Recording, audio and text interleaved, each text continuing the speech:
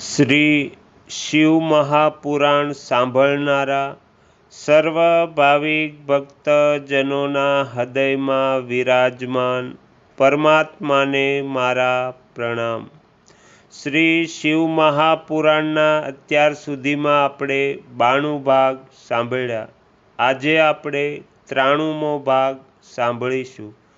હરિ ઓમ।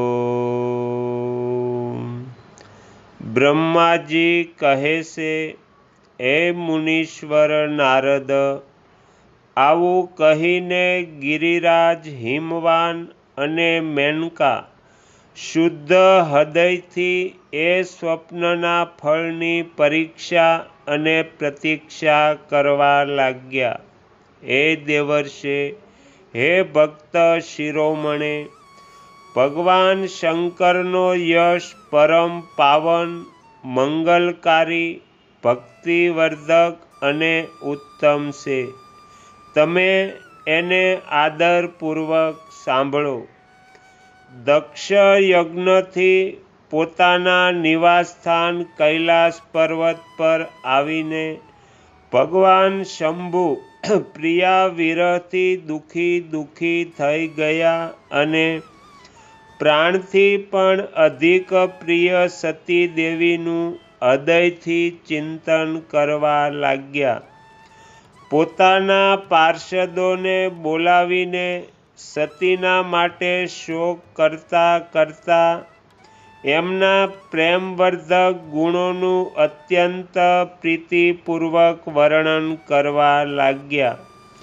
આ બધું તેમણે સાંસારિક ગતિને બતાવવા માટે કર્યું।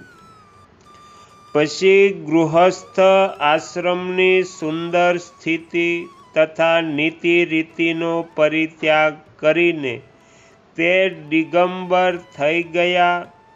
બધા લોકોમાં ઉન્મત્તની જેમ ભ્રમણ કરવા લાગ્યા। લીલા કુશળ હોવાના કારણે વિરહિની અવસ્થાનું પ્રદર્શન કરવા લાગ્યા।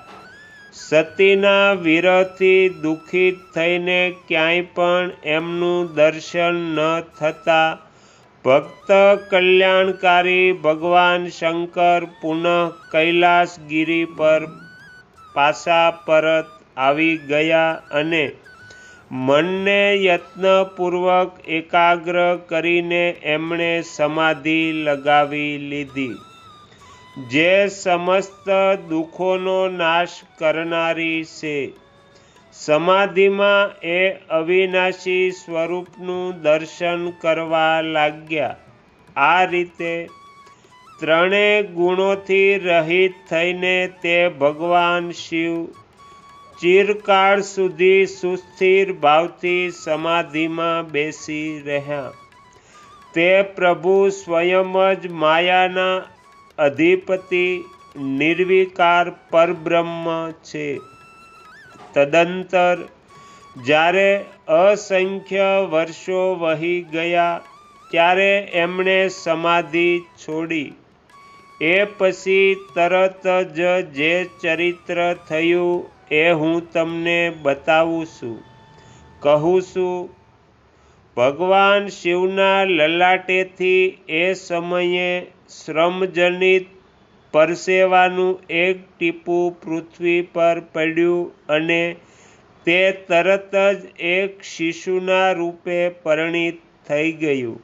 હે મુને, એ બાળકને 4 ભુજાઓ હતી, શરીરની કાંતિ લાલ હતી અને આકાર મનોહર હતો। દિવ્ય ધુતીથી દીપ્તિમાન તે શોભાશાળી બાળક અત્યંત દુસ્સહ તેજથી સંપન્ન હતો। તો પણ લોકાચાર પરાયણ પરમેશ્વર શિવ સામે તે સાધારણ શિશુની જેમ રડવા લાગ્યો। આ જોઈને પૃથ્વી ભગવાન શંકરથી ભય પામીને ઉત્તમ બુદ્ધિથી વિચાર કર્યો। પછી સુંદર સ્ત્રીનું રૂપ ધારણ કરીને ત્યાં પ્રગટ થઈ એ પૃથ્વીએ એ સુંદર બાળકને તરત જ ઉપાડીને પોતાના ખોળામાં લઈ લીધો અને પોતાની ઉપર પ્રગટ થનારા દૂધને ધાવણ રૂપે એને આપવા લાગી. એણે સ્નેહથી એના મુખને ચૂમ્યું અને પોતાનો જ બાળક માનીને હસતા હસતા એને રમાડવા લાગી. પરમેશ્વર શિવના હિત સાધન કરનારી પૃથ્વી દેવી સાચા ભાવથી સ્વયં એની માતા બની ગયા. સંસારની સૃષ્ટિ કરનારા પરમ કૌતુકી અને વિદ્વાન અંતર્યામી શંભુ આ ચરિત્ર જોઈને હસી પડ્યા અને પૃથ્વીને ઓળખીને એમને કહેવા લાગ્યા, હે ધરણી, તમે ધન્ય છો. મારા આ પુત્રનું પ્રેમપૂર્વક પાલન કરો. આ શ્રેષ્ઠ શિશુ મારા મહાતેજસ્વી શંભુના શ્રમજલ એટલે પરસેવાથી તમારા ઉપર ઉત્પન્ન થયું છે. હે વસુદે, આ પ્રિયકારી બાળક જો કે મારા શ્રમજલ પરસેવાથી પ્રગટ થયો છે તો પણ તમારા નામથી તમારા જ પુત્ર રૂપે એની ખ્યાતિ થશે. એ સદા ત્રિવિધ તાપથી રહિત થશે, અત્યંત ગુણવાન અને ભૂમિનું દાન કરનાર થશે. આ મને ખૂબ જ સુખ પ્રદાન કરશે. તમે એને પોતાની રુચિ અનુસાર ગ્રહણ કરો. બ્રહ્માજી કહે છે, હે નારદ, આવું કહીને ભગવાન શિવ ચૂપ થઈ ગયા. એમના હૃદયમાંથી વિરહનો પ્રભાવ થોડો ઓછો થઈ ગયો. એમનામાં વિરહ તો ક્યાંથી હોય, તે તો લોકાચારનું પાલન કરી રહ્યા હતા. વાસ્તવમાં સત્ય પુરુષોને પ્રિય શ્રી રુદ્રદેવ નિર્વિકાર પરમાત્મા જ છે. શિવની ઉપરયુક્ત આજ્ઞાને શિરોધાર્ય કરીને પુત્ર સહિત પૃથ્વી દેવી શીઘ્ર જ પોતાને સ્થાને ચાલ્યા ગયા. એમને આત્યંતિક સુખ પ્રાપ્ત થયું. તે બાળક ભૌમ નામે પ્રસિદ્ધ થયો. યુવાન થતાં તે તરત જ કાશી ચાલ્યો ગયો અને ત્યાં એણે દીર્ઘકાળ સુધી ભગવાન શંકરની સેવા કરી.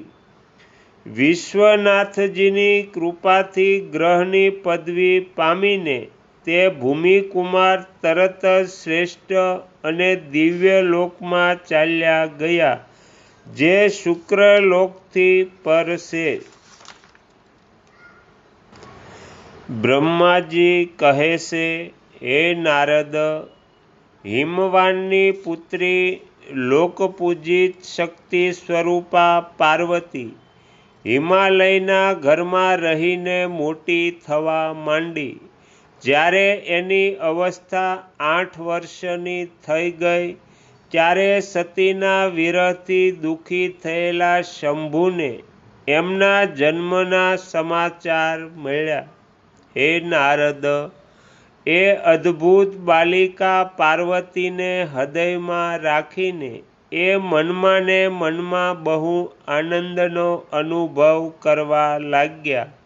એ દરમિયાન લૌકિક ગતિનો આશરો લઈને શંભુએ પોતાના મનને એકાગ્ર કરવા માટે તપ કરવાનો વિચાર કર્યો. નંદી વગેરે થોડા શાંત પાર્ષદોને સાથે લઈને તે હિમાલયના ઉત્તમ શિખર ઉપર ગંગાવતાર ગંગોત્રી નામના તીર્થમાં ચાલ્યા આવ્યા, જ્યાં પૂર્વકાળમાં બ્રહ્મધામથી ચુસ્ત થઈને સમસ્ત પાપરાશિનો વિનાશ કરવાના માટે વહેલી પરમ પાવની ગંગા સૌથી પહેલા ભૂતલ પર અવતરણી થયા હતા. જીતેન્દ્રિય હરે ત્યાં રહીને તપસ્યાનો આરંભ કર્યો.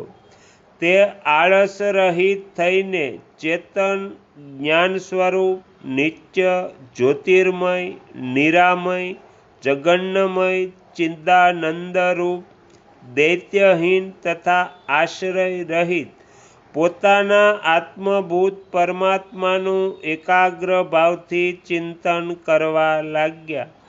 ભગવાન હરનું ધ્યાન પરાયણ થઈને નંદી, ભૂંગી વગેરે બીજા અન્ય પાર્ષદગણ પણ ધ્યાનમાં તત્પર થઈ ગયા. એ સમયે થોડા જ પ્રથમ ગણ પરમાત્મા શંભુની સેવા કરતા હતા. તે સૌ એકદમ મૌન રાખતા હતા અને એક પણ શબ્દ બોલતા ન હતા. કેટલાક દ્વારપાલ થઈ ગયા હતા. આ જ સમયે ગિરિરાજ હિમવાન એ ઔષધિ બહુલ શિખર ઉપર ભગવાન શંકરનું શુભાગમન સાંભળીને એમના પ્રતિ આદરની ભાવનાથી ત્યાં આવ્યા. તો અહીંયા શ્રી શિવ મહાપુરાણનો 93મો ભાગ સમાપ્ત થાય છે. હવે પછીના વિડીયોમાં આપણે 94મો ભાગ સાંભળીશું. તમે તમારો કિંમતી સમય આપી એકાગ્ર ચિત્તે પ્રસન્નતાપૂર્વક શ્રી શિવ મહાપુરાણ સાંભળ્યું એ બદલ હું આપ સૌનો ખૂબ ખૂબ આભાર વ્યક્ત કરું છું અને આશા પણ રાખું છું કે તમને સાંભળવું ગમ્યું હશે. જો ગમ્યું હોય તો બીજા 5 લોકોને પણ સંભળાવજો. શ્રી સદગુરુદેવની જય. આગળના વિડીયો જોવા માટે આ ચેનલને સબસ્ક્રાઈબ કરો અને જો આ વિડીયો પસંદ આવ્યો હોય તો લાઈક કરો.